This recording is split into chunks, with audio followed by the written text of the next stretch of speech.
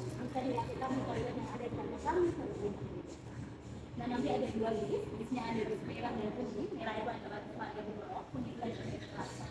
Nah, untuk yang bis merah atau bis Malioboro bisa bersama dengan Mbak Agnes, dan bis Selatan atau bis kuning yang bisa bersama dengan saya. Tapi tenang saja, ini sama karena mata jalannya akan seperti para peserta, kami juga akan berbagi bis ya Mbaknya.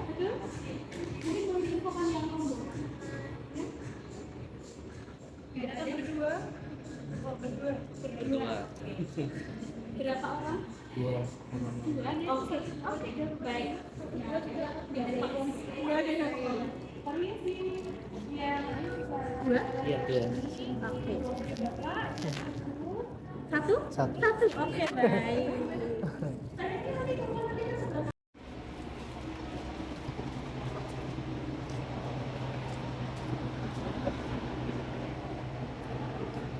Sini ya? Oh.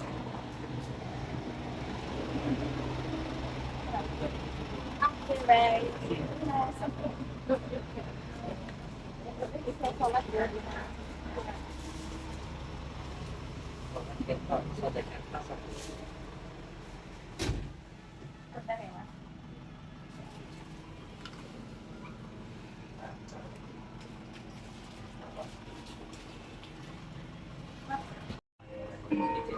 Bapak Ibu pengerawuh ingkang dirahmatan peserta Jogja Heritage Track.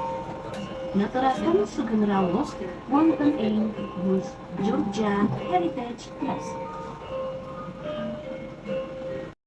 Secara berkala menggunakan cairan desinfektan atau hand sanitizer serta membuang sampah pada tempat yang sudah tersedia.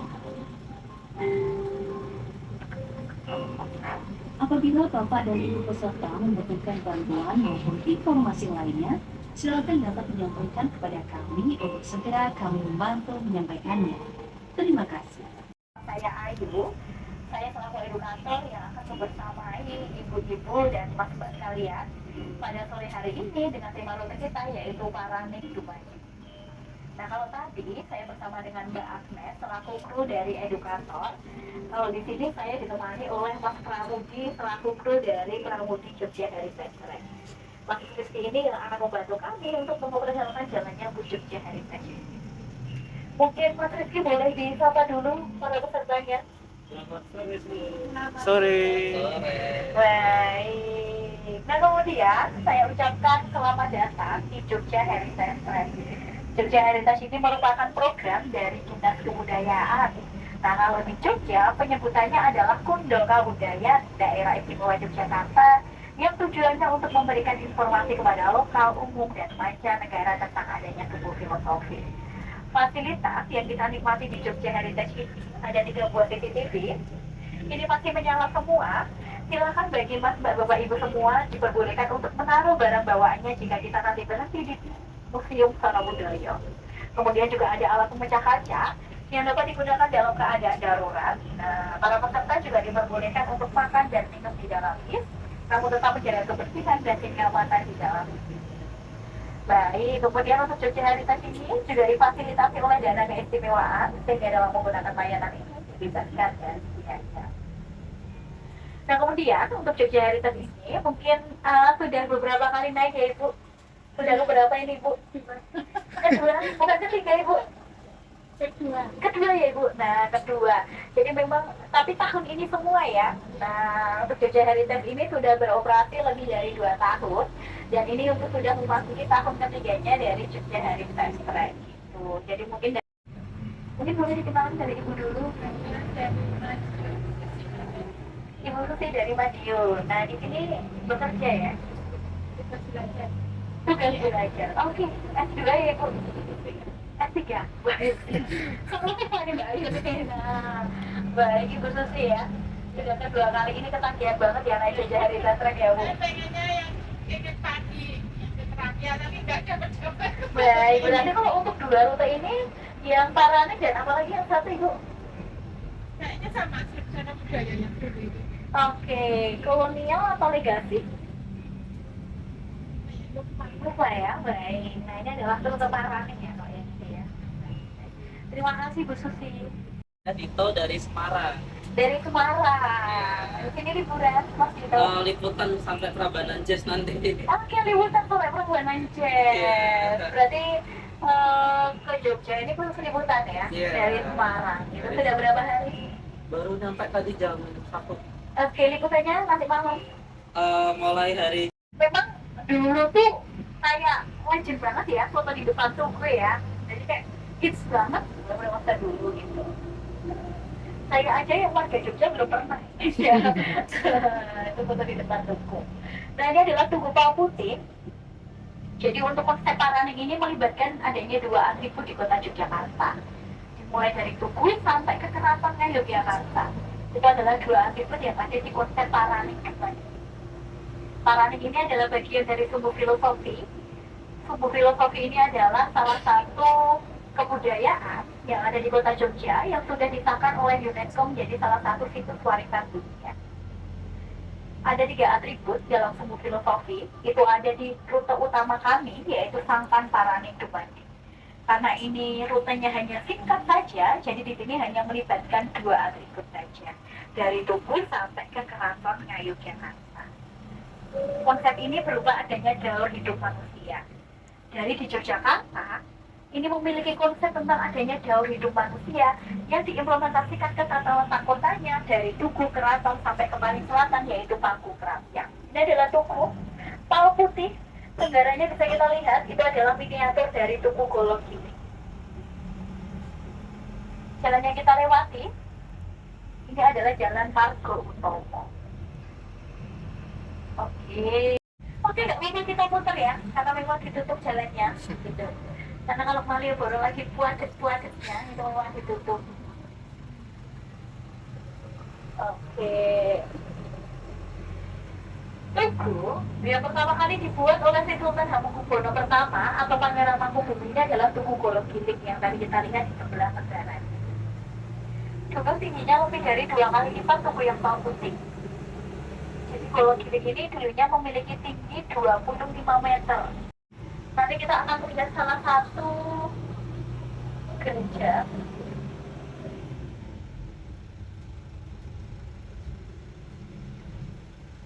Nah ini namanya adalah gereja Katolik Santo Antonius. Ini termasuk gereja tertua karena ini adalah gereja Katolik kedua di Yogyakarta. Jadi berdiri dengan adanya kawasan kota baru ini, makanya didirikan gereja tersebut. Pada masa dulu gerejanya sudah semegah itu. Nah itu adalah kawasan intinya. Jadi memang orang-orang Belanda membangun bangunan di kota baru itu enggak nanggung-nanggung. Ternyata pasca kemerdekaan mereka harus meninggalkan Yogyakarta. Oke, nah yang ini adalah jembatan Kewek, jembatan tertua. Sebelum adanya jembatan yang di samping. Nah, jadi kalau jembatan di samping kanan itu lebih baru, itu namanya adalah jembatan Keliringan. Kalau ini adalah jembatan Kewek. Jembatan Kewek ini dibuat untuk menghubungkan area Kota Baru dengan Malioboro. Jadi ini adalah Malioboro dihubungkan dengan adanya jembatan Kewek. Sebenarnya namanya bukan Kewek, namanya adalah Kerwek. Sebenarnya mungkin masih berfungsi, nah itu masih bisa difungsikan tapi nggak maksimal seperti dulu. Cuma karena memang di hotel ini sudah tidak ada kegiatan lagi, jadi itu sudah tidak difungsikan. itu dulu kayak alarm itu ya, serangan udara gitu ya. Iya, betul. Ada pesawat. Jadi kalau ada Jepang menyerang, nah nanti itu akan berbunyi alarmnya. Pada masa dulu itu dibuat oleh Belanda juga. Karena itu hotel pertamanya di Jogja. Sekarang sudah tidak difungsikan karena pengurusan kepemilikan tanahnya itu yang lumayan susah. Sekarang untuk apa, Mbak? Sudah tidak untuk apa-apa lagi, jadi sudah tidak difungsikan. Mangkrak. Tidak ada kegiatan di hotel. Kalau nggak dikasih tahu, nggak tahu loh itu. Itu hotel ya. Masa melingkar apa? Bergerak itu terompatnya. Oh iya. Bergerak. Itu terompatnya Bergerak ya.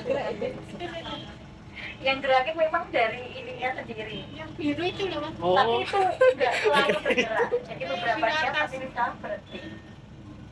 Mau naik katanya. Online. Nggak dapat. Sama tiketnya ya. Oh, harus naik. Nanti brosurnya ada nggak, Mas? Nanti brosur. Mbak Ayu tanya yang di online itu 8 orang ini kok cuma 5? Ada yang nggak datang gitu. Gitu ya.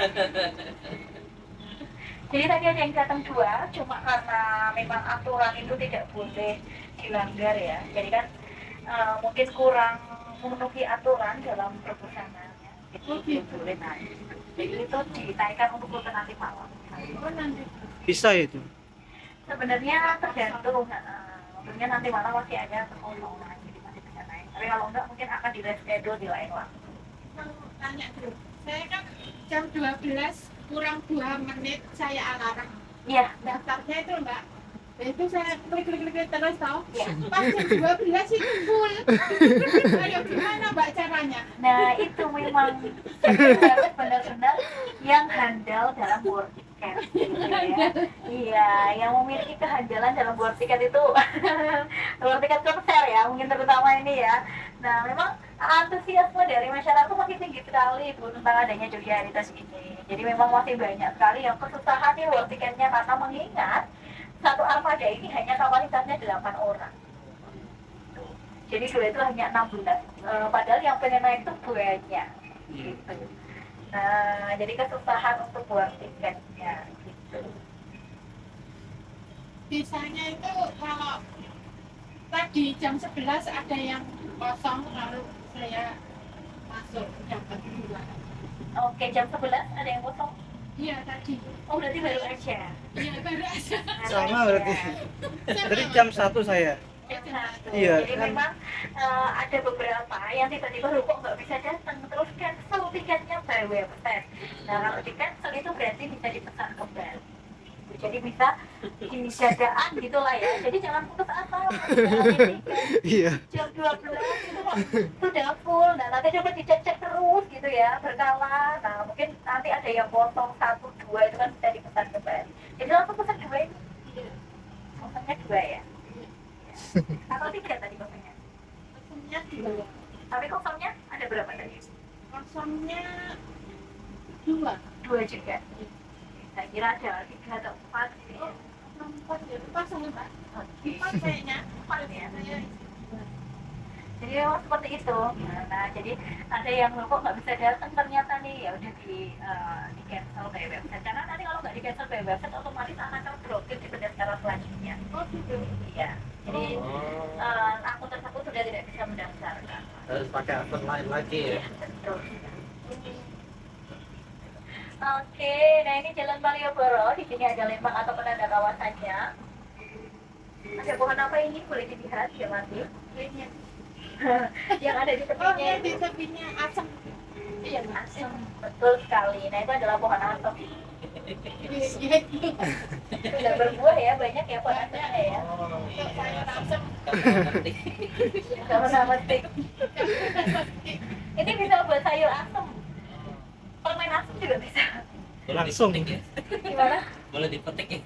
Sebenarnya kalau yang masih di bawah masih bisa dijangkau itu boleh dipetik. Cuma kalau yang sudah atas banget itu nggak boleh pakai genset. Nah, khawatirnya nanti merusak gitu ya. Nah, jadi memang tujuannya ditanam ini bukan untuk dibudidayakan, tapi benar-benar digunakan sebagai penanda kawasan saja. Mungkin kalau pada main ke Malioboro kok rasanya seneng karena ada pohon asemnya. Dari kata asem ya itu kesemsem. Nah, mungkin kalau main ke sini kok hawanya seneng kesemsem. Nyenengake, nah itu karena ada pohon asemnya. Kalau dari kata asem ya itu kesemsem. Makanya yang kesini tuh banyak banget gitu ya. Jadi katanya kalau belum ke Malioboro tuh belum ke Jogja gitu. Tapi bagi orang Jogja ya udah Biasa. jarang ya Malioboro yang orang Jogja. Oke, selain ada pohon asem ada satu lagi. Kita lihat dulu.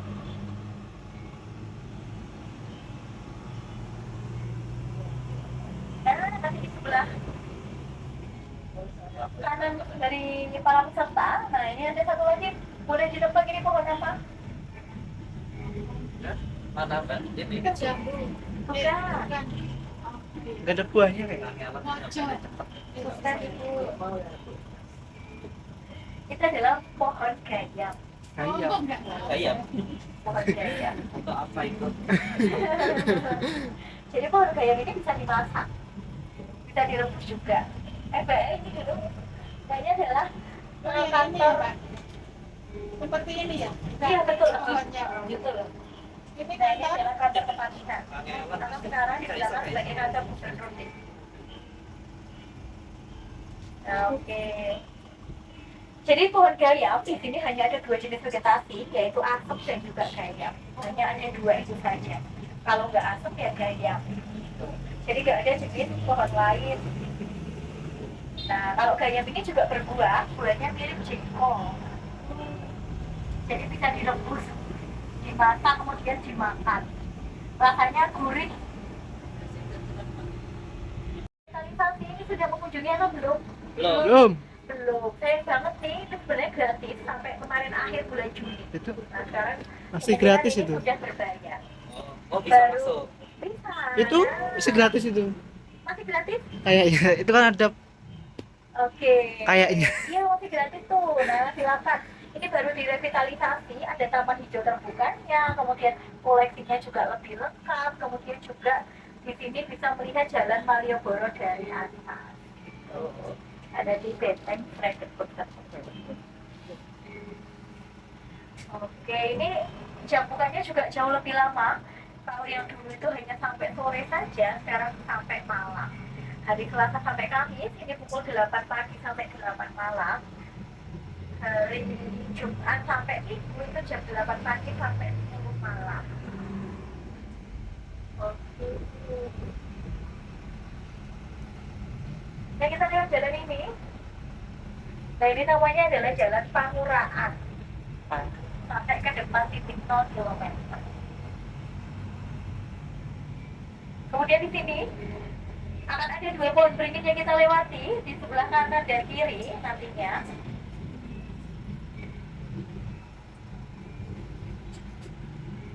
Nah, ini namanya adalah pohon wok dan jinggot. Jadi karena Jogja ini penuh filosofi, pohonnya saja punya nama ya. Namanya adalah pohon wok dan jinggot. Wok dan jinggot. Buat kancing buat. Ya, Kalau ada dua itu, Pak. itu adalah pohon kembar, Jalan Daru dan Wijaya Daru. Oh, iya, ada namanya. Oke, nanti itu lanjutnya bisa di bawah. Nah, kita berhenti dulu di Museum Seni Budaya. Boleh silakan dilepaskan sabuk. Nah, ini sudah buka, Bu. Oke.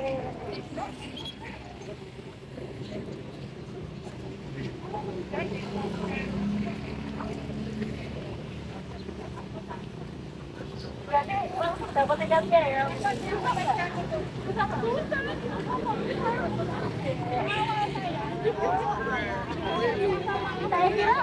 Saya kira kita kan udah 3 kali sama Mas Budi ya? Yang belum, berarti baru sama saya kok. Iya.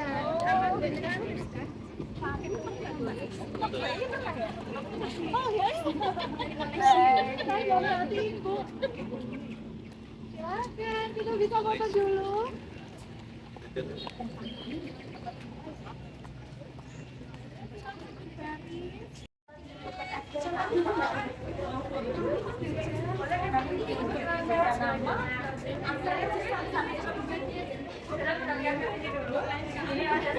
Ya, oke baik. Mohon maaf.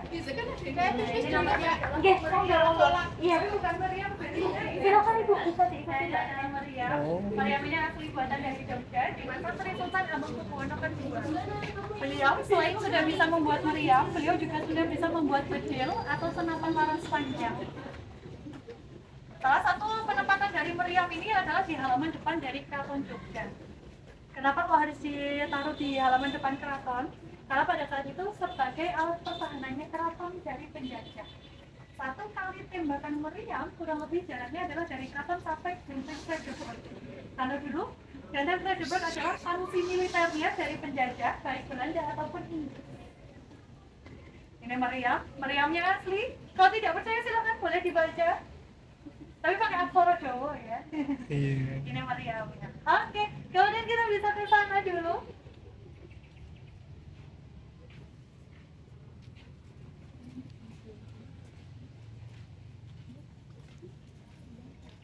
Teman-teman, di sini kita bisa melihat ada yoni. Yoni ini adalah simbol atau perwujudan atau manifestasi dari perempuan dalam ajaran Hindu. Yoni punya pasangan, ada yang tahu? Lingga, bukan Yono ya. Mau ngomong Yono pasti ya Pak ya. Pasangannya ini adalah Lingga. Lingga ini adalah simbol atau manifestasi dari laki-laki. Lingga seharusnya berada di tengah dan bentuknya menjulang tinggi ke atas. Tapi karena bentuknya yang menjulang tinggi kecil seperti itu, akhirnya lingga ini lebih rentan terhadap kerusakan. Jadi di sini hanya tersisa yoninya saja. Pembangunan wilayah Yogyakarta ini juga mengadaptasi dari konsep lingga dan yoni. Di sisi utara itu ada Tugu Golong Giling sebagai representasi dari lingga, sedangkan di sisi selatan ada Panggung Krapya sebagai representasi dari yoni. Dengan harapan bahwa wilayah yang berada di antara lingga dan yoni ini menjadi kawasan yang subur dan juga sejahtera. Ini yoni, kemudian di sini ada Arta Ganesha yang kita tahu adalah sebagai dewa kecerdasan atau dewa ilmu pengetahuan. Jadi tidak heran beberapa institusi pendidikan ini menggunakan Ganesha sebagai simbolnya atau logonya. Pertama ada ITB di Bandung, ada Universitas Pendidikan Ganesha di Bali. Kalau di Jogja itu ada Sanata Dharma, itu juga ada Ganeshanya. Kemudian yang tersebar di seluruh wilayah Indonesia mungkin ada alumninya. Ganesha Operation, nggak ada ya? Ini Ganesha sebagai dewa kecerdasan. Kita lanjut lagi, kita ketemu dengan dua raksasa di depan pintu masuk. Kalau orang Jawa lebih familiar penyebutannya adalah Kupolo.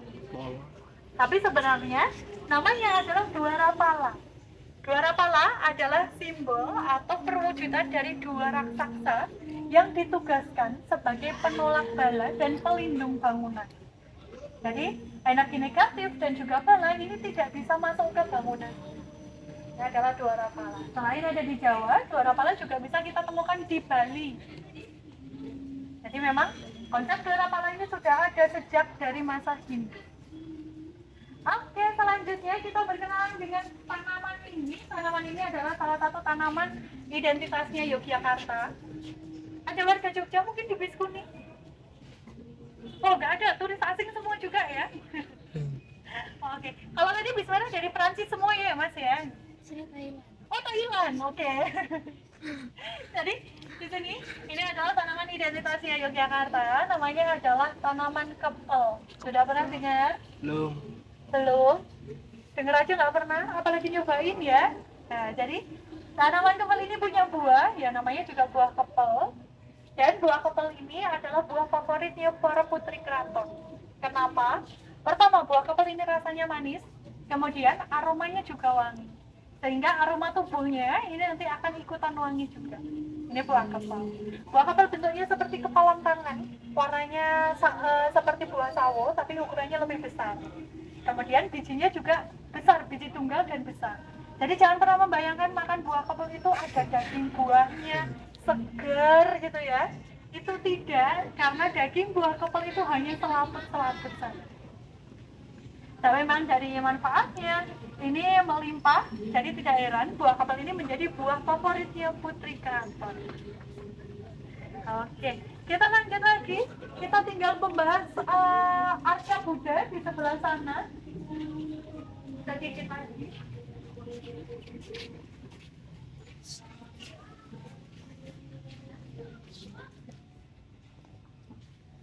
Ini juga tanaman kepel.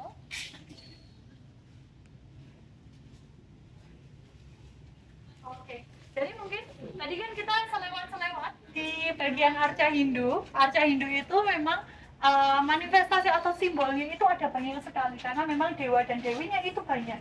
Berbeda dengan arca Buddha, untuk tujuan ibadah, arca Buddha ini atau agama Buddha ini hanya ada dua jenis arca. Pertama ada arca stupa atau puncak candi, kemudian ada arca Sang Buddha.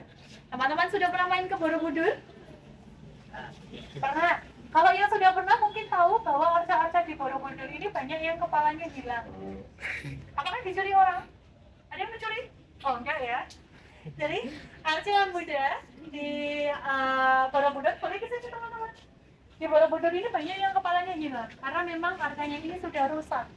Rusaknya kenapa? Karena di bagian belakang dari arca ini tidak memiliki penopang.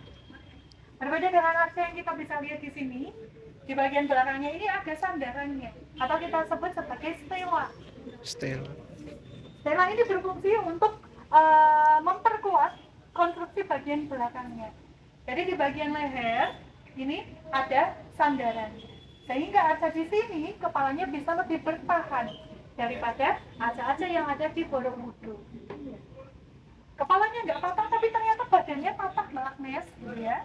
Nah, kenapa sebenarnya badannya bisa patah? Jadi arca-arca ini dulunya terpendam di dalam tanah. Jadi kita tidak pernah tahu selama ribuan tahun ini apa yang sudah terjadi kepada arca. Jadi ini usianya sudah bukan ratusan tahun lagi, tapi sudah ribuan tahun. Sudah ada sejak abad ke-8 sampai ke-9. Itulah kenapa kita tidak diperbolehkan untuk menyentuhnya. Karena usia batuannya ini sudah ribuan tahun, yang ditakutkan kita tidak sengaja merusaknya karena memang sudah laku. Kalau yang gede itu apa? Reca pentung. Gimana ini? Itu loh, reca pentung tak yang gede-gede dua itu. Yang ini kalau arcanya sendiri ini dua rapala ibu namanya. Yang di bawah dua rapala. Dua rapala kalau orang Jawa itu menyebutnya sering menyebutnya sebagai kupolo. Jadi ini pelindung bangunan di pintu masuk. Nah, dua rapala ini punya senjata. Reca pentung. Saya mau baru. Nah, bukan. Jadi itu dua rapala. Nah, itu namanya godo atau gada. Jadi itu senjatanya dua rapala. Jadi kan memang tugasnya untuk melindungi bangunan. Jadi memang punya senjata. Punya ular ya. Itu ularnya. Nah, itu memang simbolnya dari raksasa. Jadi memang kalau raksasa itu kan harus menyeramkan. Nah, salah satu cara untuk nyerem-nyeremin gitu ya, akhirnya ada ularnya. Tapi apakah makhluk ini beneran ada? Tidak ada. Ini hanya mitologi. Iya, hanya mitos. Jadi memang perwujudan. Ini kita semua. Oh, kalau ini kan manifestasi dari Sang Buddha atau Siddhartha Gautama. Itu loh Amitabh Bachchan loh. Ada Amitabh. Kita lanjut lagi. Ini ada. Iya. Jadi kenapa itu? Jadi ini kan dalam ajaran Hindu ya. Jadi di dalam kitab Hindu itu kan memang dimanifestasikan atau disimbolkan. Tapi kalau ada tidaknya itu mitologi kembali lagi. Seperti misalnya kalau kita berpikir mungkin ya ada di sini ada namanya adalah kinari. Kinari ini adalah burung setengah dewi. Burung kenari Ibu maaf itu ya. jangan dipegang ya Bu. Iya. Jadi ini adalah kinari. Jadi ini adalah dewi setengah burung. Tapi kalau kita pikir logis, apakah ada? Ada burung kenari. Tapi tidak setengah dewi dong. Tidak ada manusianya kan? Barangkali. Jadi ini adalah kinari. Kinari ini punya pasangan namanya Kinara. Oh iya, Kinara Rusli. Oke, selanjutnya terakhir kita bahas di sini. Di sini adalah hiasan kala. Kala ini adalah hiasan yang berada di pintu masuk, di atas pintu masuk. Jadi kalau tadi dua rapala itu di depan pintu masuk, kalau kala ini di atas pintu masuk. Hiasan ini bergambar atau berwajah dari Betara Kala. Oh iya. Betara Kala adalah raksasa penguasa waktu. Iya. Jadi tujuannya untuk apa? Tujuannya pertama, ini untuk melindungi bangunan, dan yang kedua, ini karena Betara Kala adalah penguasa waktu, maka adanya kala ini menjadi harapan bahwa bangunan ini tidak akan termakan oleh waktu. Jadi akan tetap utuh, akan tetap ada. Ini namanya adalah Betara Kala atau dewa penguasa waktu. Kalau yang di depannya, ini adalah Makara. Makara adalah perwujudan dari kehidupan darat dan kehidupan laut. Lagi-lagi ini adalah mitologi. Kenapa? Karena yang sebelah sini ini namanya adalah Gajah Mina atau gajah laut.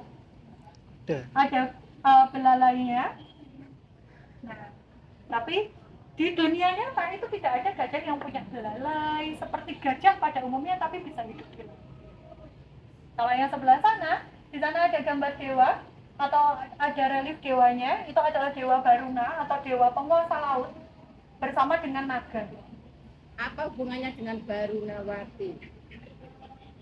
Barunawati itu apa itu, Mak? Itu kalau di Perak itu nama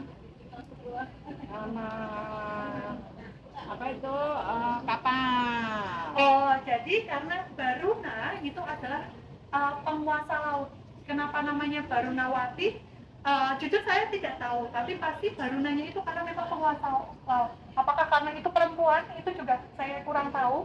Tapi penamaan Baruna itu berdasar dari penamaan Dewa Baruna.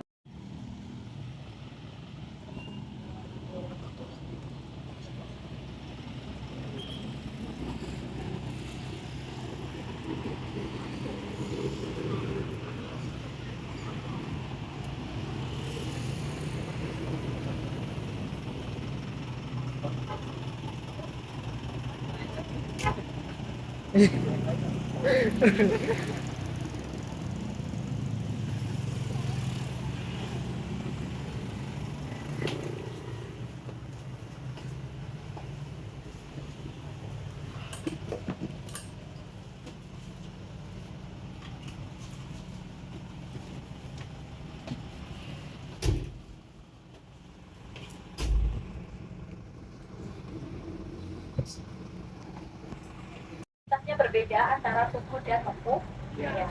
Tapi dominan yang tugu karena digunakan untuk mengangkut penumpang pada masanya. Oke. Beberapa makanan di Jogja manis, kira-kira kalau makanan asli khas Jogja itu ada apa saja? Gudeg. Gudeg rasanya manis atau tidak? Sayurnya dari sayur apa, Ibu? Nangka, ada yang bilang nangka, ada yang bilang gori, ada yang bilang tewel. Mungkin ada di daerahnya tewel. Nah, jadi memang dari sayurnya itu dimasak. Sayur gudeg ini, sayur nangkanya, gorinya, tewelnya itu dimasak kemudian diaduk sampai mendapatkan tekstur dari tubuh sampai ke keraton.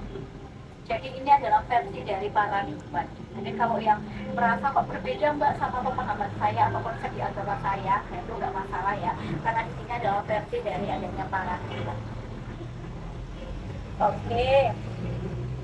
Dari Tugu sampai Tetek Sepur itu adalah Jalan Margo Utomo, berasal dari dua kata, yaitu Margo dan Utomo. Margo ini adalah jalan, Utomo ini adalah keutamaan.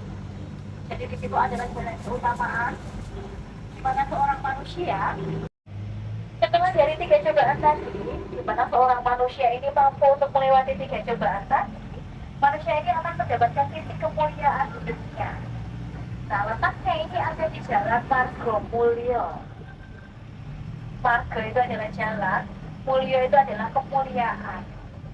Titik kemuliaan yang didapatkan oleh seorang manusia ketika tidak berlebihan dengan duniawi. Jadi mendapatkan sisi kemuliaan. Dan ketika sudah mulia, artinya manusia ini tidak ingin berbuat dosa lagi. Makanya segala hawa nafsu atau keinginan dunia ini akan diurak di jalan pangurakan.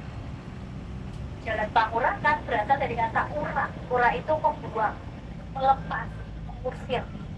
Nah, berarti di sini keinginan-keinginan dunia yang harta, tahta, dan wanita tadi akan diurak di jalan pangurakan, akan dibuang, akan diusir, akan dilepas, sehingga sudah tidak memiliki lagi tentang keinginan dunia.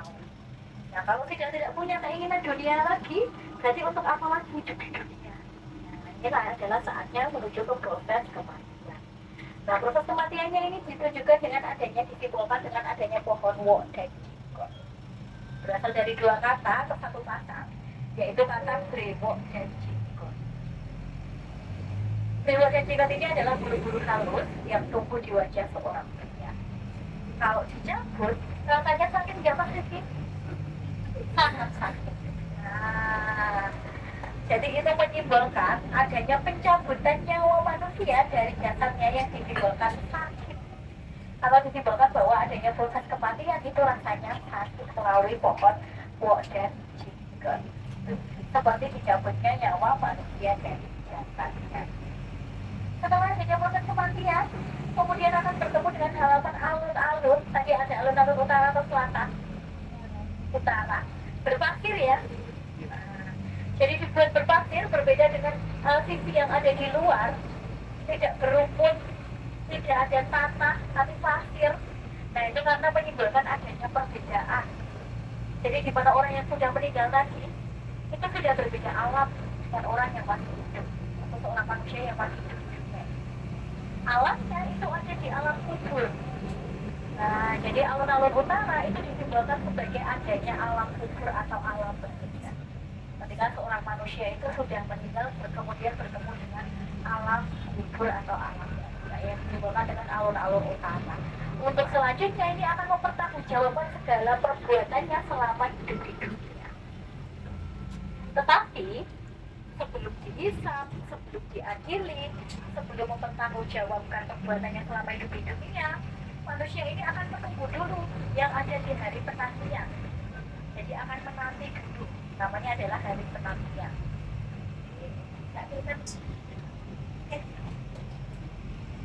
Tapi yang tanahnya alun-alun itu memang sejak dulu berpasir gitu Mbak? Dulu pernah dibuat berumput itu. Nah, pasca saat Jogja ini menjadi ibu kota, dulu dibuat berumput karena harus memiliki tempat yang luas untuk berkumpul massa. Jadi yang digunakan di situ adalah alun-alun. Oke. Jadi ini adalah bangsal namanya. Bangsal ini adalah omah gede yang tidak memiliki titik. Namanya adalah bangsal.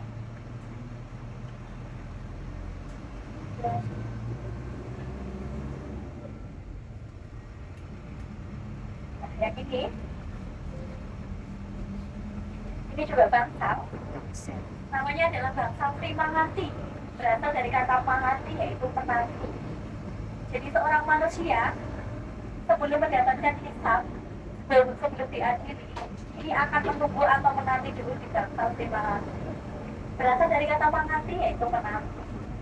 Setelah menunggu, setelah adanya hari penantian, nah, seorang manusia ini akan dihisab, segala amal perbuatannya akan diadili. Letaknya ada di bangsal Traju. Berasal dari kata traju, yaitu timbangan. Jadi akan ditimbang segala amal perbuatannya selama hidup di dunia.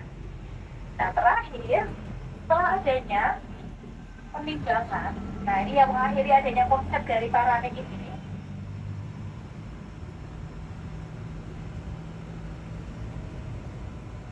Nah ini adalah gedung. Namanya adalah gedung Proyektor. Jadi ini belum boleh dikunjungi.